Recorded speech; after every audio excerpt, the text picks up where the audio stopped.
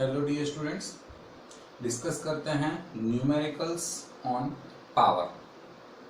Power के numericals को solve करने के लिए आपका सबसे पहले बेस्ट कंट्रोल होना चाहिए उसकी चारों फॉर्मूला की अंडरस्टैंडिंग के ऊपर। यहाँ पे हमारे पास जो फॉर्मूला लिस्ट है P is equal to W by T, P is equal to V into I, P is equal to I square R या P is equal to V square by R. इनमें से कौन सी formula कब लगेगी या तो कौन सी फॉर्मूला हम लगाना चाहते हैं, इसके ऊपर आपका बेस्ट कंट्रोल होना चाहिए। ये अंडरस्टैंडिंग कल्टीवेट करने के लिए हमें सबसे पहले एक थोड़ा सा कंफ्यूजन क्रिएट करना पड़ेगा। कंफ्यूजन कुछ ऐसा है कि यहाँ पे दिख रहा है power is somewhere directly proportional to R and यहाँ पे दिख रहा है power is inversely proportional to R. तो पावर के जो सीरीज और पैरेलल कॉम्बिनेशंस होते हैं, जो रेगुलर सर्किट होती है जिसके अंदर सीरीज या तो पैरेलल या तो कॉम्बिनेशन सर्किट्स जो होती है, तो उसके अंदर इन दोनों में से कौन सा फॉर्मूला लगाया जाए या तो इन तीनों में से कौन सा फॉर्मूला लगाया जाए। क्योंकि कभी कह रहे हैं power is proportional to R, कभी कह रहे हैं power is inverse proportional to R. हाँ, of course proportionality constant I square and V square change हो रहे हैं, लेकिन किसको कब यूटिलाइज करें तो समझते हैं very first series connection. For an example, you have two resistors, one of 5 ohm and another, like this one is R1 and R2 is of 3 ohm, और यहाँ पे बैटरी कनेक्ट कर दी है having potential difference of 4 volt। अब इसके अंदर suppose करो आपको कहा जाए that what will be the power dissipated by 5 ohm resistor, तो समझते हैं कि इन तीनों फॉर्मूला से हमें एक equal amount of power dissipation कैसे मिलेगा। क्योंकि कान को आप यहां से पकड़ो कि कान को आप यहां से पकड़ो, बात तो एक ही है। तो पावर का कोई भी फॉर्मूला यूज करो, आंसर तो एक ही आना चाहिए। अब सबसे पहले हम यहाँ पे देखते हैं कि ओवरऑल रेजिस्टेंस आर इक्विवेलेंट हो रहा है, सीरीज है, so 5 + 3 8 ohm. Amount of current इस सर्किट के अंदर बनेगा V by R, that is 4/8, that is 0.5 ampere. अब जो मर्जी आए वो फॉर्मूला लगाते हैं। सबसे पहले लगाते हैं V into I, P is equal to V into I. अब यहां पे आपको एक चीज याद रखनी है दैट पावर डिसिपेशन के अंदर जो वोल्टेज हमने लिखा है is voltage through that particular resistor, not the actual one. क्योंकि सीरीज कनेक्शन है तो करंट कांस्टेंट रहेगा, तो I की वैल्यू तो अपने पास है 0.5, लेकिन अपने को फाइंड करना है कि V इसके थ्रू क्या पास होगा। सो सिंपल है, V is equal to I R. V की वैल्यू है 0.5, let we call this as V1 and R की वैल्यू है 5। So 5 into 0.5 that becomes 2.5 volt. तो हमें यहाँ पे V की वैल्यू मिल गई।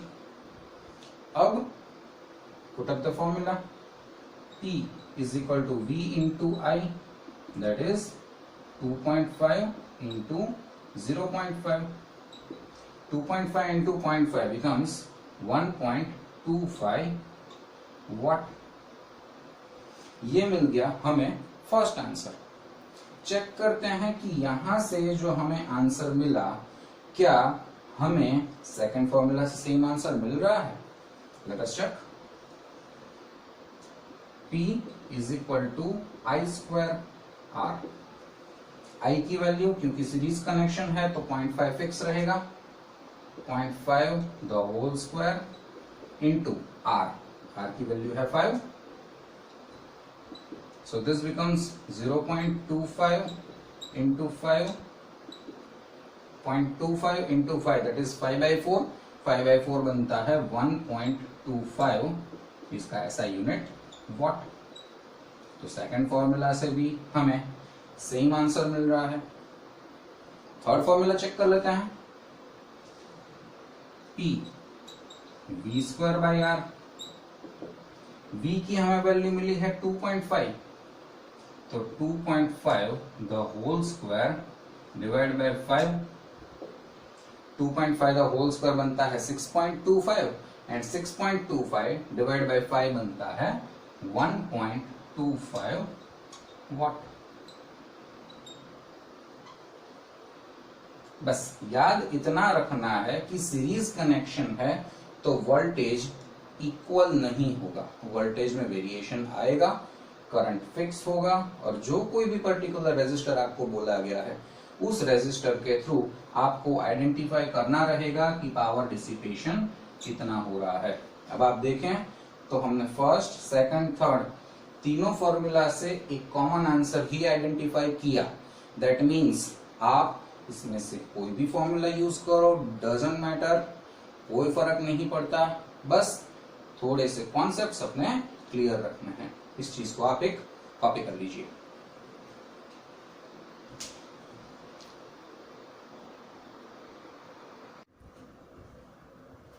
डिस्कस करते हैं पैरेलल कनेक्शन को। Let us have two resistors. Let R1 is 6 ohm, R2 हमने ले लिया 4 ओम, और एक बैटरी इसके साथ कनेक्ट कर देते हैं। Let it be V is equal to 12 volt. अब की स्टेप हमेशा R इक्विवेलेंट निकाल लो। R इक्विवेलेंट हमारे पास 6 इंटू 4/6 प्लस 4। हम तीनों को चेक करने वाले हैं, इसलिए मैं R इक्विवेलेंट निकाल रहा हूं, अमाउंट ऑफ करंट निकाल रहा हूं। अगर आपको सिंपली कहा जाए identify the power through 6 ohm resistor, यहाँ पे कांस्टेंट है वोल्टेज, तो डायरेक्टली वोल्टेज वाला फॉर्मूला आप यहाँ पे यूटिलाइज कर लो। सो v²/r आप यहाँ पे पुटअप करेंगे, आपको एक स्टेप में खटाक से आंसर आ जाएगा कि भाई it is 12 into 12 divide by 6। सो आपको वहां पे पावर जो है वो 24 वॉट मिल जाएगा। लेकिन हम एक बार यहाँ पे चेक कर लेते हैं कि क्या भाई सब फॉर्मूला से सेम आ रहा है answer. Let us check. R equivalent हमारे पास यहाँ पे बन जाएगा 24/10 that is 2.4 ohm. I that is V/R 12/2.4 0.5 into 10 that is 5 ampere. अब चेक करते हैं कि क्या हर एक फॉर्मूला यहाँ पे हमें सेम आंसर दे रही है। सबसे पहले P इज इक्वल टू, ये है टोटल करंट, इस पूरी सर्किट का करंट, ये I इस टोटल सर्किट का करंट मिला है। अगर हमें आइडेंटिफाई करना है I1 एंड I2 तो आप बड़े आराम से फाइंड कर सकते हैं। I1 बन जाएगा V by that is 12/6 that is 2 ampere, and I2 यहाँ पे बन जाएगा 12/4 दैट इज 3 एम्पियर। 2 + 3 होता है 5 एम्पियर। अब आपको कहा गया है कि आप पावर आइडेंटिफाई कीजिए 6 ओम से। So P is equal to V into I1। तो I1 की अपने पास यहाँ पे वैल्यू है 2 एम्पियर, V की वैल्यू 12 इंटू I1 की value 2 that is 24 what. Second formula से चेक करें, I²R से P is equal to I²R, I² 2 2 जा 4 into R that is 6, again answer 24 what. Third formula से चेक करें, P is V² by R, V, अब यहाँ पे पोटेंशियल डिफरेंस कांस्टेंट है क्योंकि पैरेलल कनेक्शन है, so 12 square by 6 that becomes 144 by 6 that gives you 24 watt. तो कान को चाहे आप यहां से पकड़ो कि कान को चाहे आप यहां से पकड़ो, पैरेलल कनेक्शन है तो डायरेक्टली हमें v²/r यूटिलाइज करना चाहिए, तो सीधे रास्ते चले कहते हैं, लेकिन उल्टे रास्ते जाके चेक करना है कि भाई वही डेस्टिनेशन है कि नहीं, तो हम ऐसे चेक कर सकते हैं, बाकी जरूरत नहीं है। सीरीज कनेक्शन I²R फटाक से आंसर देगा, पैरेलल कनेक्शन v²/r फट से आंसर मिलेगा। यहाँ पे हम सिर्फ ये चेक कर रहे हैं कि भाई 3 फॉर्मूला है, 3 अलग अलग रिलेशन दिख रहे हैं, तो क्या आंसर सेम आ रहा है कि नहीं। वी हैव वेरीफाइड कि आंसर सेम आ रहा है। आपको हमेशा शॉर्टेस्ट मेथड लेनी चाहिए, क्योंकि बोर्ड में ज्यादा नहीं लिखना है, अप टू द मार्क आपको लिखना है। यहां तक का कॉपी कर लीजिए, फिर चलते हैं वर्ड प्रॉब्लम्स के ऊपर।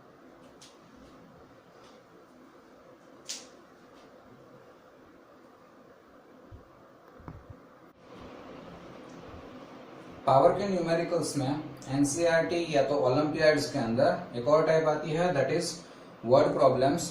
क्वेश्चन कुछ ऐसा होता है that on a power line of 220 volt 5 ampere, ध्यान से सुनना, on a power line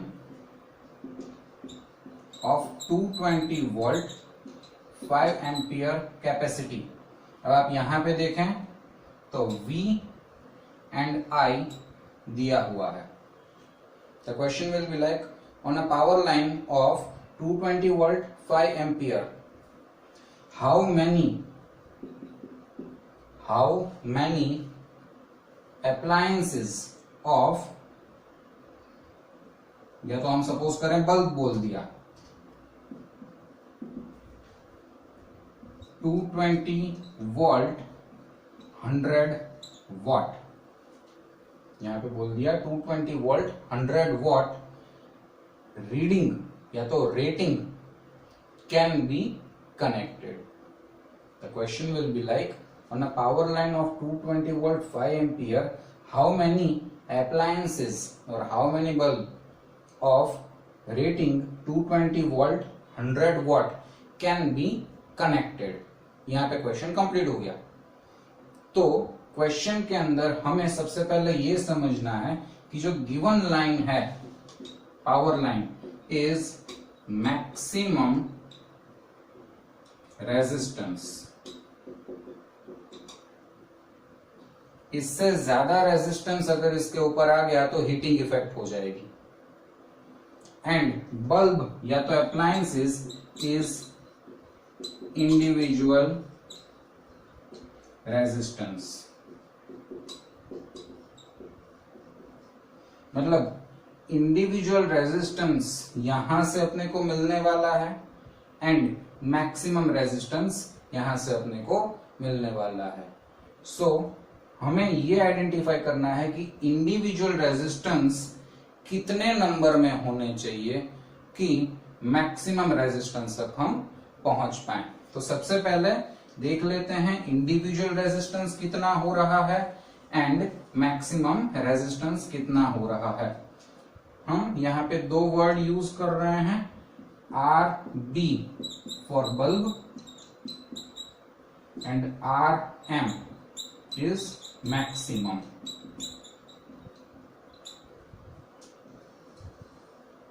Now RM is voltage दिया है हमें एंड करंट दिया है, सो V/I 220/5 दैट इज 44 ओम, ये है मैक्सिमम कैपेसिटी।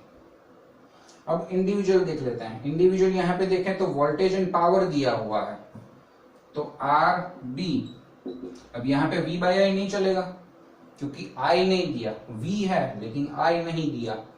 तो अब हर बार 220 हो जरूरी नहीं है, कभी 100 दे दिया, कभी 120 दे दिया, व्हाटएवर।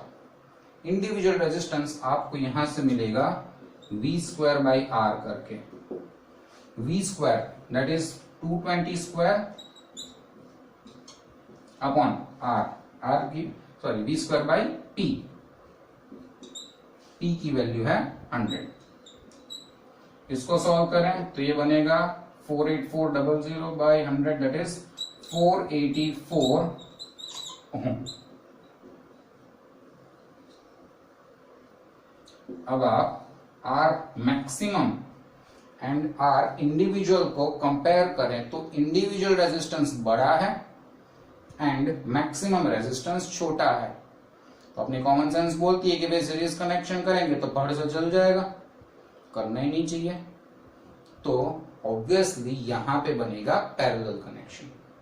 जब पैरेलल कनेक्शन बनेगा तो पैरेलल की फॉर्मूला पुट अप करें, 1/Rm is n number of RB, 1/RB plus 1/RB plus 1/RB up to n/RB। तो डायरेक्टली n/RB हमने लिख दिया। तो n की वैल्यू अपने को मिलेगी RB upon RM that is 484 divide by 44 that is 11। तो हमें यहाँ पे 11 अप्लायंसेस कनेक्ट करने चाहिए ताकि हमारी सर्किट जो है वो जल ना जाए। मैक्सिमम नंबर ऑफ अप्लायंसेस हमेशा एंड में स्टेटमेंट लिखिए, maximum number of appliances can be connected are 11। यहाँ पे n इक्वल टू 11 करके आप इसको हाईलाइट कर दीजिए। That is your final step.